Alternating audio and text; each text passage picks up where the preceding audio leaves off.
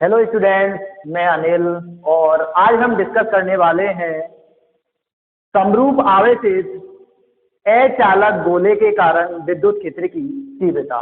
इससे पहले हमने समरूप आवेशित गोलीय कोश के कारण विद्युत क्षेत्र की तीव्रता का मान कैलकुलेट किया था।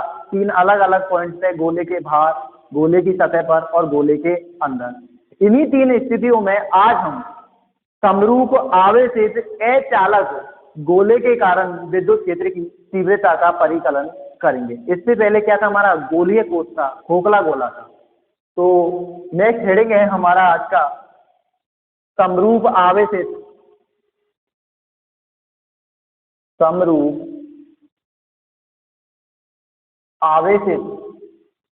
अचालक गोले के कारण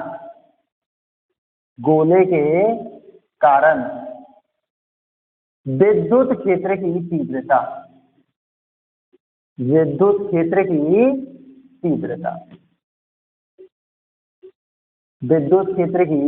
तीव्रता।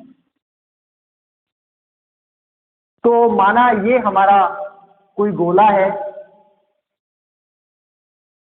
जिसकी त्रिज्या है कैपिटल आर। त्रिज्या कितनी मानी है हमने? कैपिटल आर मानी। ये इसका केंद्र बिंदु है ओ, और इसी केंद्र बिंदु ओ से हमें इसके बाहर, सतह पर और इसके अंदर विद्युत क्षेत्र की तीव्रता का परिकलन करना है। तो इससे पहले जो हमने गोला लिया था वो हमारा क्या था? खोखला था। ये गोला हमारा क्या है? खोखला नहीं, कैसा है? ठोस है और अचालक है। कैसा है? अचालक है। तो इसमें जो आवेश है वो सभी जगह उपस्थित होगा, क्योंकि कैसा है? समरूप आवेशित है, सभी जगह से समान रूप से आवेशित है। तो इसमें जो आवेश का मान होगा वो हर जगह पे क्या होगा? समान होगा। तो ये मान के चलो हमारा गोला है और ये समरूप आवेशित है, यानी कि इसमें सभी जगह पर समान आवेश वितरित है। अब इस गोले के जो आवेश है, इसमें इस आवेश को हम क्या मान लेते हैं? माना इसमें कितना आवेश है? क्यू आवेश। कितना आवेश है? क्यू आवेश है। इसके कारण हमें विद्युत क्षेत्र की तीव्रता का परिकलन करना है। तो जैसे हम पिछले अनुप्रयोग में करते आ रहे हैं कि गाउस के नियम से, तो वही गाउस के नियम से भी हम विद्युत क्षेत्र की तीव्रता का परिकलन करेंगे। तो लिखेंगे, पहले जो हमने चित्र बनाया है इस चित्र के बारे में लिखेंगे और क्या याद करना है वो लिखेंगे। तो सबसे पहले हमें चित्र बनाना है। चित्र के बाद में जो चित्र बनाया है, कैसे बनाया है, उसमें क्या क्या वर्णन किया है हमने, वो सारी चीजें लिखेंगे। तो ये है आपका चित्र में कैपिटल आर त्रिज्या का, अचालक गोला है। कैसा गोला है? अचालक गोला है, जिस पर क्यू आवेश समान रूप से वितरित क्यू आवेश समान रूप से वितरित है। क्यू आवेश का वितरण इसके आयतन में समान रूप से, सतह नहीं है, अपने के पूरे आयतन में क्यू आवेश समान रूप से वितरित है। यदि इसका आयतन आवेश घनत्व,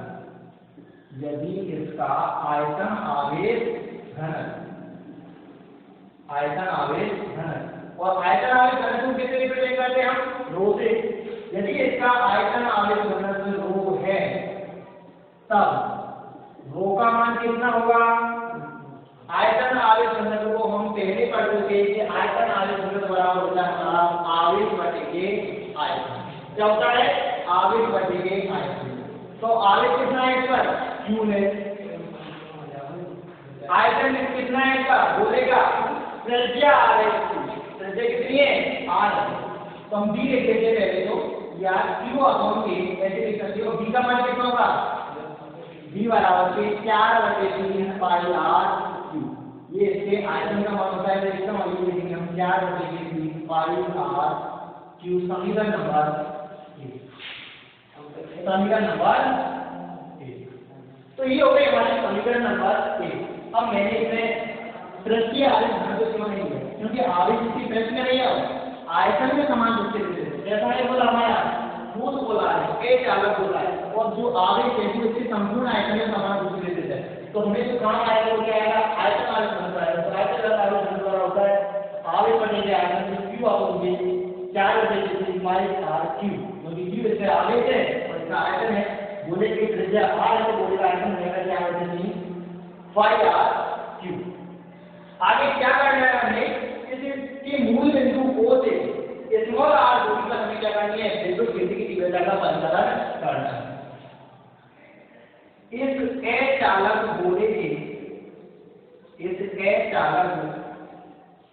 गोले के मूल बिंदु O से स्मॉल r दूरी पर विद्युत क्षेत्र की तीव्रता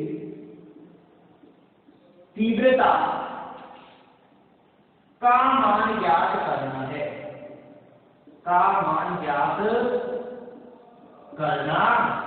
है, तो विद्युत क्षेत्र की तीव्रता का मान ज्ञात करना हमें कितनी दूरी पर, स्मॉल r दूरी पर।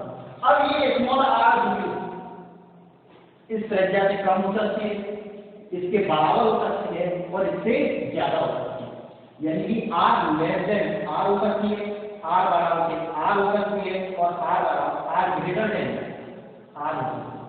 जब r ग्रेटर देन r तब ये बिंदु जो P है हमें जिसको विद्युत क्षेत्र की तीव्रता का मान ज्ञात करना है वो कहाँ होगा, गोले के बाहर होगा। जब r बराबर के r है तब जो बिंदु P है हमें जिसको विद्युत क्षेत्र की तीव्रता का मान ज्ञात करना है वो कहाँ होगा, इस सतह पर होगा।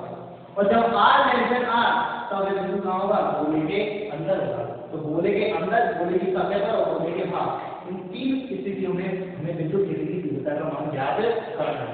अब हम जानते हैं विद्युत क्षेत्र की तीव्रता का मान ज्ञात करने के लिए हमें वही गोलीय गाउसी वृत्त क्या करनी पड़ेगी, परिकल्पना करनी पड़ेगी। कितनी r त्रिज्या की गोलीय गाउसी वृत्त की क्या करनी पड़ेगी, परिकल्पना करनी होगी।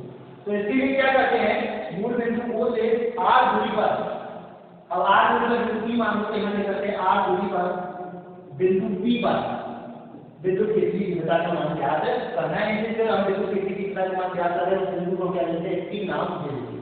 तो इसके लिए क्या करते हैं, इसके लिए स्मॉल r त्रिज्या के गोलीय गाउसीय पृष्ठ की परिकल्पना करते हैं। तो इसके लिए क्या करते हैं, हम स्मॉल r त्रिज्या का गोलीय गाउसीय पृष्ठ बनाते हैं। तो यहाँ पर जैसे भार याद करनी है हमें, तो स्मॉल r त्रिज्या का भार की ओर गोलीय गाउसीय पृष्ठ बनाएंगे। तो ये हम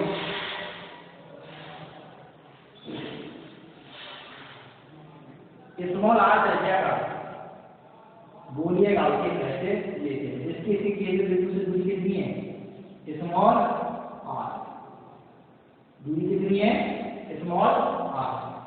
तो यहाँ पर जो बिंदु P है,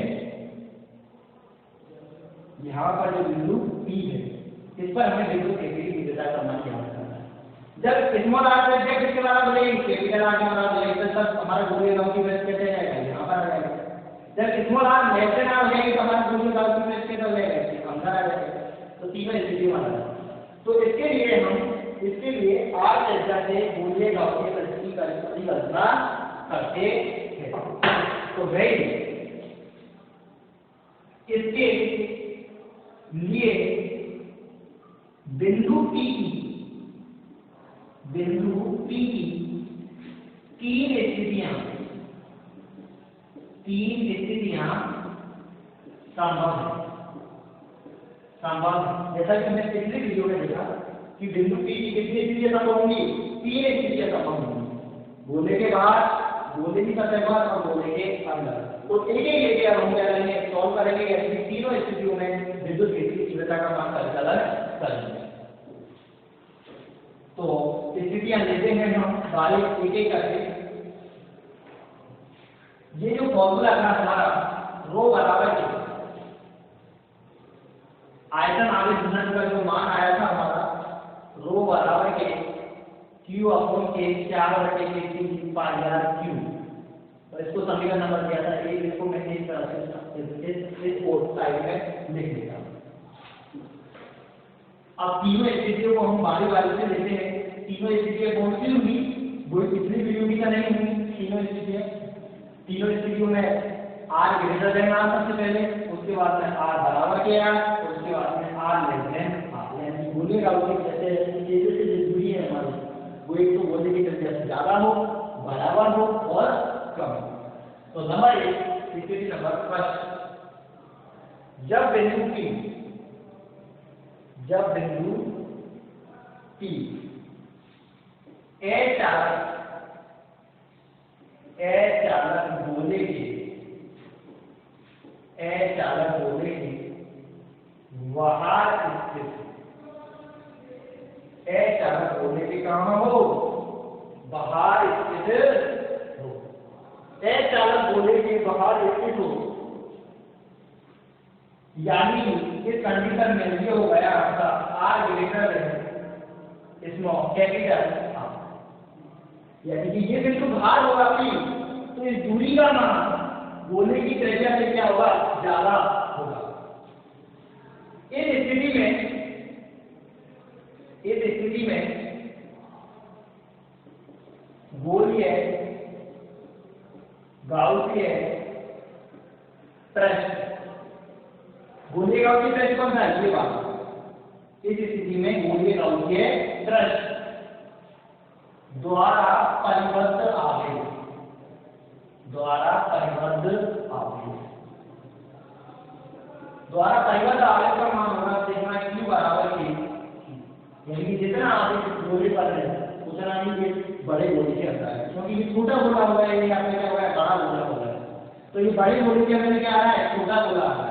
तो छोटे गोले पे बड़े गोले पे जो छोटे गोले पे जितना आवेश होगा उतना ही बड़े गोले का आवेश होगा, यानी जितना Q बराबर के Q। इस स्थिति में तो गोली गाउसियन प्रश्न द्वारा परिबद्ध आवेश का मान होगा सिग्मा Q बराबर के Q। अतः गाउस के नियम से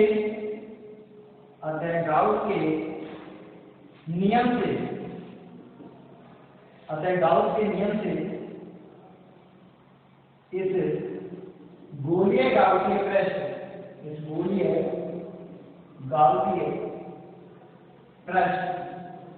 से निर्गत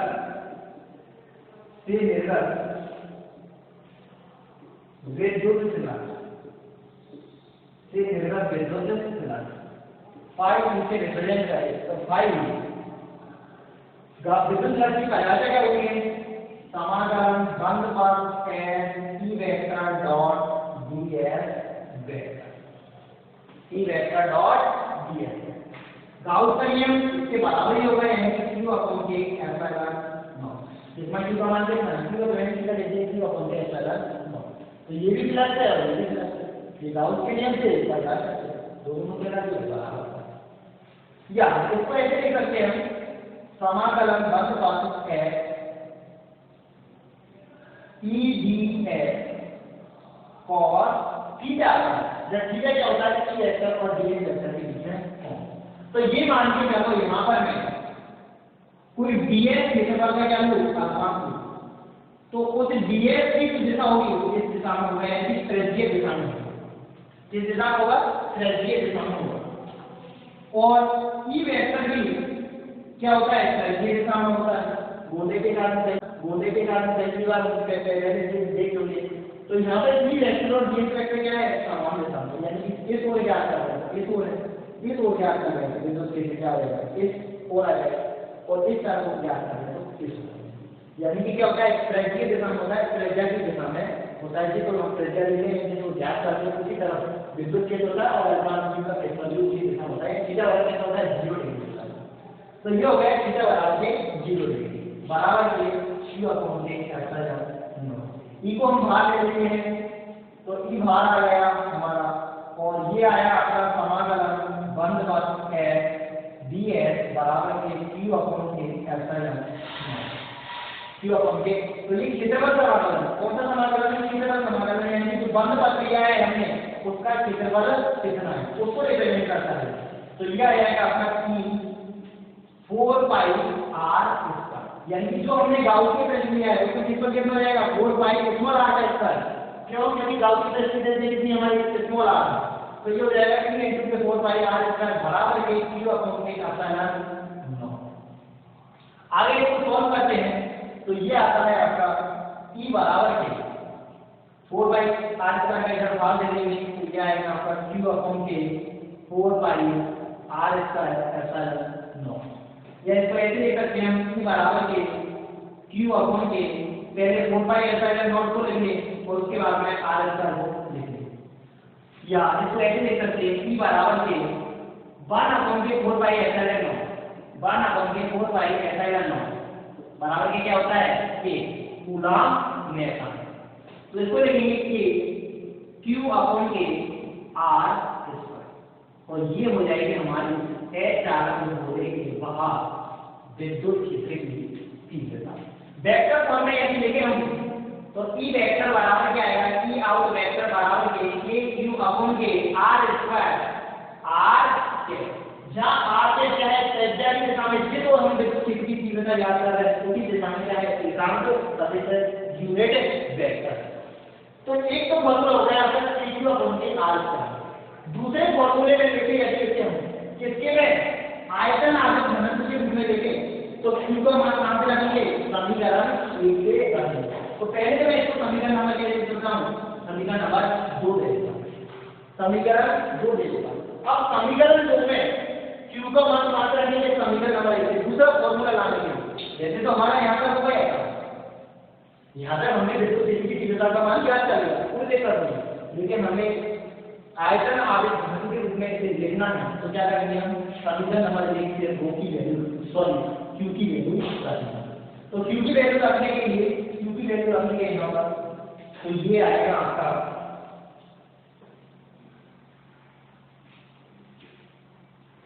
तो q की वैल्यू रखनी है हमें समीकरण नंबर 2 में। तो समीकरण नंबर 1 से समीकरण 2 में q का मान रखना है, q का मान रखने पर अब q का मान कितना आएगा बस गुना कर दीजिए। इसका हम कुछ नहीं तो ये तो इसको इससे गुना कराएंगे इसको इससे गुना कराएंगे तो q बराबर कितना आएगा रो इनटू के 4/3 पाई r q।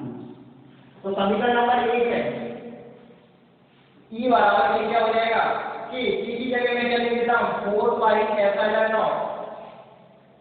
0 q की जगह क्या लेता हूं रो इनटू के 4 पाई r स्क्वायर रो इनटू के 4 पाई r सॉरी स्क्वायर नहीं q 4/3 पाई r q अपॉन के स्मॉल r स्क्वायर सॉल्व कर लीजिए 4 पाई से 4 पाई लेंगे क्या बचा आपका q बराबर के ऊपर तो बचा रो r क्यूब ये 3 आ गया नीचे आ गया तो फिर एप्सिलॉन नॉट r स्क्वायर है क्या ये रही की आउट है यानी कि गोले है चालक गोले के बाहर विद्युत क्षेत्र की तीव्रता।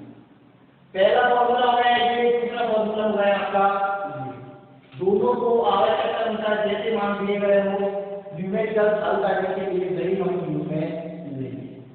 नेक्स्ट तो पहला तो है ये हमारा गोले के बाहर विद्युत क्षेत्र की तीव्रता है चालक गोले के बाहर विद्युत क्षेत्र की तीव्रता कितनी आई कि आउट बराबर के केजी और फंक्शन r।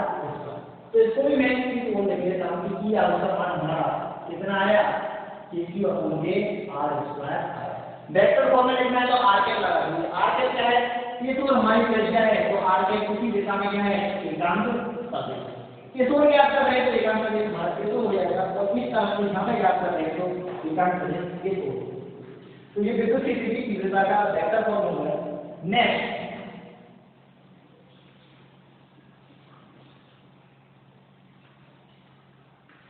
इसे भी मैं यहीं पे लिख लेता हूं साइड में कि दूसरा फॉर्मूला है इसका रो r क्यूब अपॉन के 3 epsilon not small r square.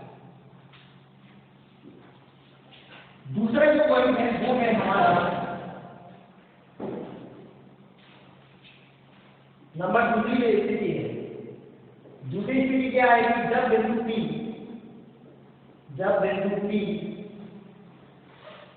चालक गोले की गोले की सतह पर अचालक गोले की सतह पर स्थित हो। अचालक गोले की सतह पर स्थित हो तब स्मॉल आर का मान किसके बराबर आएगा? कैपिटल आर के बराबर आएगा। यानी कि जो स्मॉल आर है इस पर हमें विद्युत त्रिज्या की तीव्रता का मान ज्ञात करना है, वो किसके बराबर होगी? गोले की त्रिज्या के बराबर होगी। तो अब हम जो गाउस के प्रश्न लेंगे उसकी भी त्रिज्या आर बराबर कैसी हुई? इसके बराबर होगी। अब यानी कि अभी गोले के भाग के नहीं, अब तो हमें कहाँ गोले का ही यानी गाउस के प्रश्न जो मानेंगे वो गोले की त्रिज्या के बराबर का ही मानेंगे। यानी कि स्मॉल आर को लेंगे हम तो किसके बराबर लेंगे? तो हमारा जो गाउस के प्रश्न होगा वो ये होगा, ये और इस पर अनुपात में लेंगे हम। यानी कि अब जो दूरी हमारी आर है वो कौन सी है? तो ये वाली है स्मॉल आर वाली कैपिटल आर। तो यहाँ पर यदि ये अनुपात ले तो अनुपात लीजिए तो ई वेक्टर की दिशा में और डीएस वेक्टर की किसका? उसी दिशा में, यानी सेम दिशा में डायरेक्शन ई वेक्टर और डीएस वेक्टर के पोजीशन को कितना 0। तो उसी तरीके से निकालेंगे जैसे हमने समीकरण पहले निकाला था। तो इस स्थिति में क्या अंतर है केवल कि स्मॉल आर का मान कैपिटल आर के बराबर है, सीधा हम उसी में रख सकते हैं। इस स्थिति में स्मॉल आर बराबर के कैपिटल आर, क्योंकि परिवर्तन आर कितना है? वो क्यू है और अंदर और आई नहीं है, जहाँ पर है क्यू है जितना पहले था बाद में थोड़ी क्यू है तो इस पर पता नहीं कि यहाँ पे क्या कर रहा है थोड़ी कितना है क्यू है आप इस पर बता दें। तो अंदर तो नहीं है, केवल समीकरण नंबर जो हमारा 2 था उसमें क्या करना है हमें? ये समीकरण नंबर कितना दिया था हमें? 2। समीकरण 2 में स्मॉल आर बराबर के क्या रखना है? Capital R. स्मॉल आर बराबर के क्या रखना है? Capital R. अतः समीकरण 2 में स्मॉल आर बराबर के कैपिटल आर रखने पर समीकरण 2 में स्मॉल आर बराबर कैपिटल आर रखने के लिए उसकी आउट की जगह कौन से है? अब सतह पर याद कर लें तो ई सरफेस बराबर क्या आएगा? KQ/K capital R small are क्या आएगा? कैपिटल। उस हिसाब से याद करें तो ये ρRQ/K 3 epsilon not small are की जगह कैपिटल आर तो कैपिटल आर स्क्वायर। तो ये आएगा आपका ई सरफेस बराबर KQ/K आर स्क्वायर। ये दूसरा फॉर्मूला है हमारा, इसी का क्या है? दूसरा रूप है आयतन आवेश घनत्व के रूप में। अब आर क्यू से आर का कैंसिल हो गया तो ये आर बचा केवल यहाँ पर, यानी कि यहाँ 3 आते हैं तो आर कितनी बचेगी? की बचेगी अपॉन के 3 एप्सिलॉन नॉट अपॉन के 3 एप्सिलॉन नॉट। और ये हो गया आपका समीकरण नंबर 3। वेक्टर फॉर्म में लिखें ऐसे से तो वेक्टर फॉर्म में आएगा कि वेक्टर सरफेस बराबर के यानी कि सतह पर विद्युत क्षेत्र की दिशा KQ/K r square r cap बराबर के रो, इसको इस फॉर्मूले को वेक्टर फॉर्म में लिखें तो रो आर वेक्टर/K 3 एप्सिलॉन नॉट, जहाँ आर वेक्टर क्या है? मूल बिंदु का एक बिंदु P से स्थिति सदिश, मूल बिंदु का एक बिंदु P से स्थिति सदिश, और आर क्या है? एक स्थिति सदिश की दिशा में एकांक सदिश, क्योंकि इस समय पर यहाँ पर क्या है? स्मॉल आर बराबर के कैपिटल आर है। तो ये हो गया हमारा समीकरण नंबर 3। समीकरण नंबर 3 से ई सरफेस बराबर क्या आया हमारा? ई सरफेस का मान आया KQ/K कैपिटल आर स्क्वायर बराबर के ρR/K 3 एप्सिलॉन नॉट। समीकरण नंबर 3। ये मैं क्यों लिख रहा हूँ इस तरफ? क्योंकि हमें लास्ट में अंत में क्या बनाना है? ग्राफ भी ड्रा करना है P और स्मॉल आर के मध्य में। अब थर्ड कंडीशन देखते हैं। थर्ड कंडीशन क्या है हमारी? जब बिंदु P अचालक गोले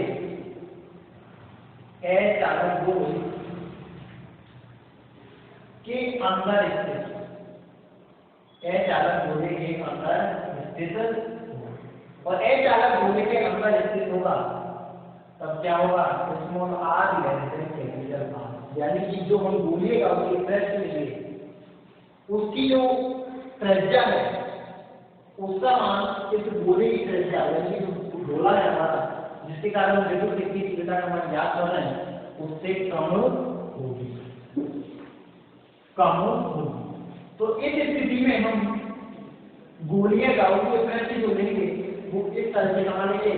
यदि हमें विद्युत क्षेत्र की तीव्रता का कहाँ परिवर्तन करना है, यहाँ पे परिवर्तन करना है गोले के अंदर के बिंदु पर, तो ये जितनी दूरी है स्मॉल आर हमारी, इस त्रिज्या का हम क्या लेंगे गोलीय गाउस के प्रश्न। इस दूरी पे क्या होंगे गोलीय गाउस के प्रश्न लेंगे। और यहाँ पर जो बिंदु P है इस पर हम बिंदु C तैयार करेंगे, B वेक्टर का मान ज्ञात करेंगे। तो अल्फा की जो दिशा होगी BH वेक्टर है इसी दिशा में। तो हमने जो गोलीय गाउस के प्रश्न लिया क्या लिया है, ऐसे अंदर वाला लिया है। अब इस स्थिति में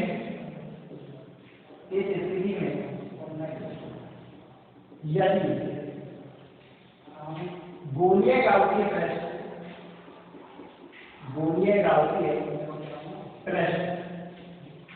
द्वारा परिबद्ध आवेश,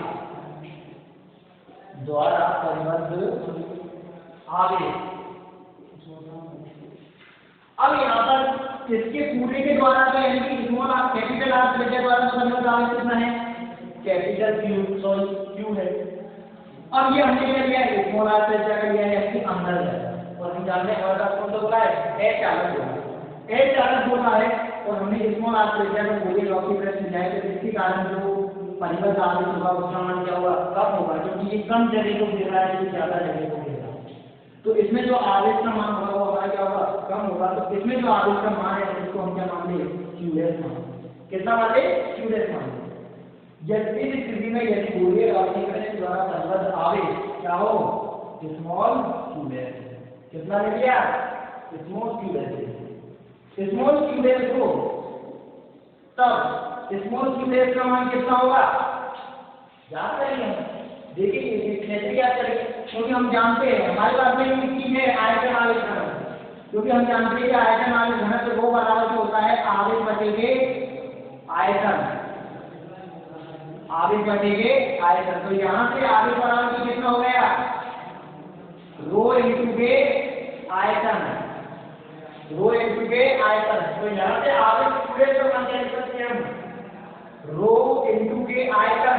अब इसका आयतन कितना है स्मॉल आर त्रिज्या है, तो आयतन कितना होगा 4/3 पाई स्मॉल आर क्यूब। कैसे लिखा है हमने ध्यान से लिख सकते हैं, क्योंकि आवेश बराबर होता है रो इंटू के आयतन, यानी कि आयतन आवेश घनत्व इंटू के आयतन। अब आवेश रो का मान हम समीकरण नंबर 1 से रख सकते हैं। समीकरण एक से रो का मान रखने का समीकरण 1 से रो का मान रखने तो सीधे बराबर क्या आएगा आपका रो का मान कितना है Q/4 पाई एप्सिलॉन 4 पाई 4/3 पाई r क्यूब। तो ये आएगा Q, जब Q क्या है गोले पर वास्तविक आवेश है, यानी कि जो कैपिटल आर त्रिज्या का हमारा जो गोला है वो हमारा उस पर कितना आवेश है Q है वास्तविक आवेश। और ये तो हमने जब ये परिकल्पना ही होती है तो इस पर हमने आवेश कितना बनाया Q डैश माना। तो ये आएगा आपका Q/4 4/3 पाई r क्यूब। कहाँ से लिखा है समीकरण नंबर 1 से लिखा है इंटू के 4/3 पाई स्मॉल r क्यूब। 4/3 पाई से 4/3 पाई क्या हो गया कैंसिल हो गया। तो ये आया आपका Q डैश बराबर है Q, यहाँ से Q बचा और ये r क्यूब अपॉन के कैपिटल R। समीकरण नंबर 4। तो अब हमारा जो ये स्मॉल आर त्रिज्या की गोलीय गाउस के प्रश्न द्वारा परिबद्ध आवेश का मान Q द्वारा देता है Q r क्यूब अपॉन के कैपिटल R क्यूब। अब इसके कारण हम क्या करेंगे विद्युत क्षेत्र की तीव्रता का मान ज्ञात करेंगे। अतः गाउस के नियम से इससे निर्गत विद्युत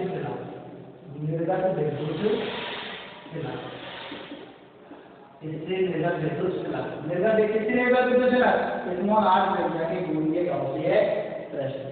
तो निर्गत विद्युत फ्लक्स का मान होगा आपका 5e बराबर के समाकलन बंद पर है e vector dot ds vector बराबर के q dash upon K epsilon not. आगे द्रव्यमान कितना आएगा q डैश, क्योंकि परिवर्तन कितना आएगा q डैश। इसमें बात करते हैं बोलेगा उसके रेशियो। तो इसको ऊपर देखते हैं।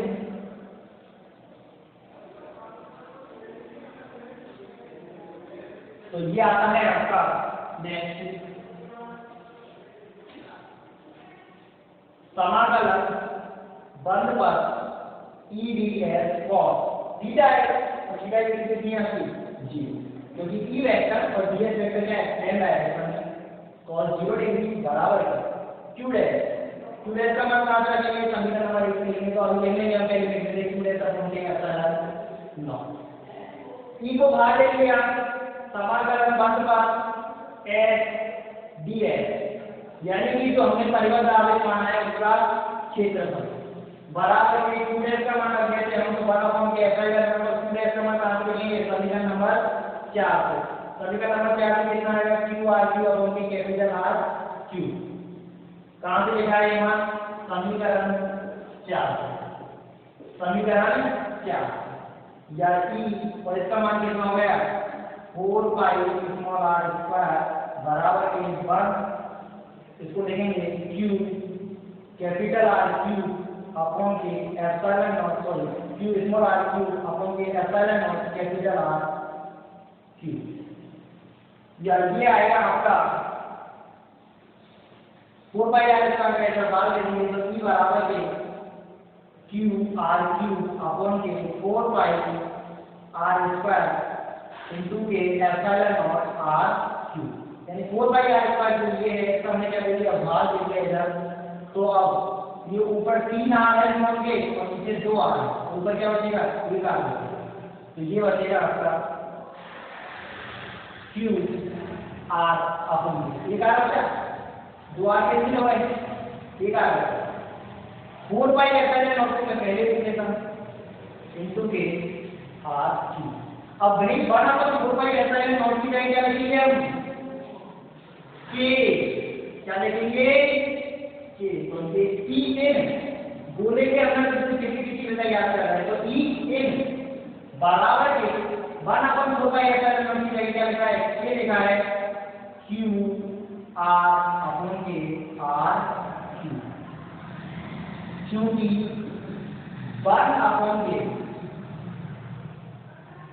4 पाई एप्सिलॉन नॉट बराबर के क्या होता है के लिखा है। तो मैंने 1/4 पाई एप्सिलॉन नॉट का मान कर दिया के लिखने के बाद अपॉन के स्मॉल r q या e n वेक्टर फॉर्म में लिखिए। वेक्टर फॉर्म में आएगा कि आपका k q r q r vector जिस दिशा में हम विद्युत क्षेत्र की दिशा का मान याद कर रहे हैं उसी दिशा में विद्युत क्षेत्र की दिशा उसी दिशा में होती है। तो ये ना हमारा गोले के अंदर विद्युत क्षेत्र की तीव्रता का मान। अब यदि स्मॉल r का मान ये समीकरण नंबर 4 से हो गया 5, समीकरण 4 से हो गया 5, दूसरा ले लिया तीसरा ले लिया चौथा हमारा क्या था q डैश बराबर के q r q अपॉन के स्मॉल r। समीकरण नंबर 4 ये था तो पांचवा समीकरण नंबर ये। अब देखिए हम तीनों का पूरा यहाँ पर एक और लिख लेते हैं पॉइंट गोले के अंदर किसमें गोले के अंदर सॉरी गोले के अंदर नहीं गोले के अंदर कितना है गोले के केंद्र पर। तो गोले के केंद्र पर स्मॉल r का मान क्या होगा 0 हो जाएगा यानी कि ये जो दूरी है कितनी हो जाएगी 0 हो जाएगी। तब समीकरण 5 से गोले के केंद्र पर स्मॉल r बराबर के 0 तब समीकरण 5 से ई केंद्र बराबर के क्या बनेगा 0 हो जाएगा। यहाँ पर स्मॉल r का मान 0 रखेंगे तो ये ई का मान कितना हो जाएगा 0 है यानी कि गोले के केंद्र पर विद्युत क्षेत्र की तीव्रता का मान कितना होता है 0। कितना होता है 0 होता है। गोले के अंदर यदि केंद्र से थोड़ा भी आ गए तो विद्युत क्षेत्र की तीव्रता का मान कितना है गोले के केंद्र पर विद्युत क्षेत्र की तीव्रता का मान कितना होता है 0 होता है। तो तीन स्थितियों में हमने विद्युत क्षेत्र की तीव्रता का मान कैलकुलेट किया था। तो तीनों स्थिति को हम बारी बारी से करके लिखते हैं। कौन कौन सी स्थिति? तो पहला तो समझिए कि जब बिंदु P गोले के कण हो बाहर स्थित हो, यानी कि E आउट और यानी बाहर, E आउट बराबर यानी कि जब बिंदु P गोले से बाहर हो, यानी कि बिंदु इसके कारण में बिंदु की जो बाहर विद्युत क्षेत्र की तीव्रता का मान ज्ञात करना है, ये बिंदु कहां हो? बाहर हो। तो E आउट का मान आएगा आपका PQ/R। दूसरा फॉर्मूला ये है आपका दोबारा Q upon K epsilon not R²। इतना केवल ये है। दूसरा, गोले की सतह पर की सरफेस का मान कितना आता है आपका? KQ अपॉन के कैपिटल R। KQ अपॉन के कैपिटल R। ये तो क्या है? जब R ग्रेटर है। ये कब है? जब R बराबर है। और तीसरा, EA का मान कितना आता है आपका? PQ R अपॉन के कैपिटल R Q। और चौथा केंद्र का मान कितना आता है आपका? 0। तो ये चार स्थितियों में हमने विद्युत क्षेत्र की तीव्रता का मान ज्ञात किया। अब हमें इसे ग्राफ में ड्रा करना है, ग्राफ में बनाना है। तो इसको ग्राफ में ड्रा करना बड़ा सिंपल है। धीरे धीरे आप जैसे जैसे प्रैक्टिस होती जाएगी हमारी, ग्राफ बिल्कुल आपको सीधे लगने लगेंगे। देखिए, तो एक तरफ तो हमको लेना है E। क्या लेना है? E। तो इसको लेता हूं मैं E, यानी कि विद्युत क्षेत्र की तीव्रता, और ये तो लेता हूं मैं R यानी कि दूरी जिस पर मैं, तो ये क्या हो गया? 0। ये तो हो गया। अब केंद्र पर विद्युत क्षेत्र की तीव्रता क्या है? 0 पर। जब R बराबर की 0 है तो इसका मतलब केंद्र यहाँ पर विद्युत क्षेत्र की तीव्रता का कितना है? 0।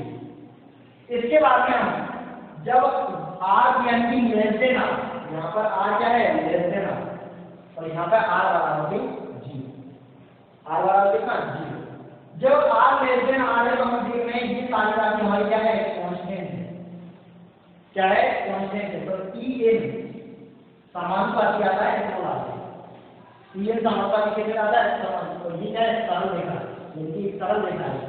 तो जैसे जैसे हम केंद्र से बाहर की ओर बढ़ते हैं, विद्युत जैसे जैसे R बढ़ता है, इसमें R का मान बढ़ता है, हमारे विद्युत क्षेत्र की तीव्रता का मान क्या होता रहता है? बढ़ता जाता है, क्योंकि EN समानुपाती है स्मॉल r। और केंद्र पर यानी कि जब स्मॉल r बराबर के कैपिटल R होता है तो वहां पर मान क्या होता है? सबसे ज्यादा होता है। तो ये तो R लेस देन R वाली कंडीशन, और ये R बराबर क्या? जब R का मान स्मॉल r का मान कैपिटल R से ज्यादा होता है तो ये क्या हो जाता है? बड़ा हो जाता है। स्मॉल r क्या हो जाता है? बड़ा हो जाता है। और जब हम जानते हैं कि बड़ी संख्या का किसी छोटी, यानी कि ये ऊपर तो सब संख्या का ठीक है इसका मान, तो भाग देंगे तो क्या आएगा? हम छोटी संख्या प्राप्त होगी, यानी कि मान धीरे धीरे क्या होता है? घटना स्टार्ट हो जाता है। तो ये तो होता है कि सरफेस, ये सरफेस पे है, इस सरफेस पे काफी ज्यादा मान होता है। और ये E आउट का मान, यानी कि गोले के बाहर किसके साथ से, इसके साथ से विद्युत क्षेत्र की तीव्रता का मान घटता रहता है। तो ये होता है हमारा ग्राफ E और R के साथ, किसके कारण? H चालक गोले के कारण। तो स्टूडेंट, यदि ये वीडियो आपको पसंद आया हो तो लाइक करें, सब्सक्राइब करें और शेयर करें। वीडियो को समझ में आपके तभी आएगा जब आप वीडियो को पूरा देखेंगे। तो इसलिए अच्छे से समझने के लिए वीडियो को पूरा देखें, ध्यान से देखें।